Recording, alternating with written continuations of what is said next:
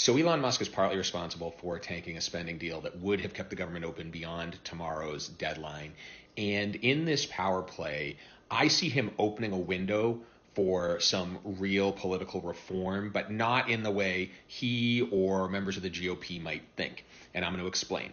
Now, the first thing to understand is that what those in office care most about is access to power. And so anything that will either enhance or protect their access to power, they will support and fight for.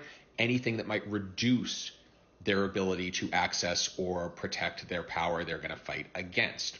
Now, the second thing to keep in mind is that over the last 10-ish or so years, we've seen a rejection of the political establishment across democracies worldwide. Now, in most democracies, this has taken the form of a rejection of the traditional center-right and center-left parties in lieu of smaller parties on the far left and far right. But in the United States, due to some peculiarities around our system of elections, we only have two parties. And so while there is this political fragmentation, it's existing within a two-party system. And so we see this in the form of partisan infighting.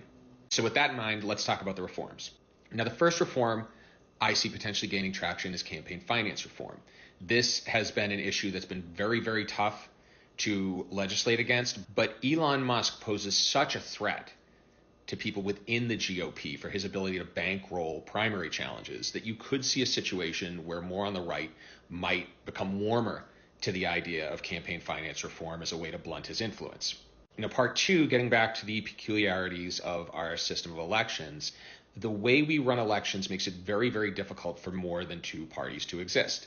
Now, both major parties have supported this system because it preserves their power, but now we're seeing a situation where that actually might be threatened. Because keep in mind, we have multiple parties forced into two, and only one party can rule. In the case of the Democrats, it's clearly the establishment, more centrist wing, and in the case of the Republicans, it's the more right-leaning MAGA wing.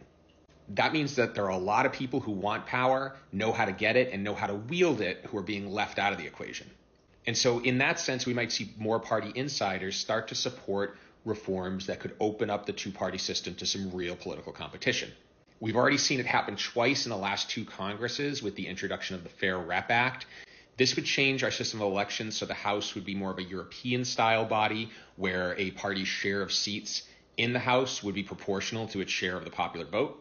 So it's still nascent, it's still far from a sure thing, but a little movement is better than none.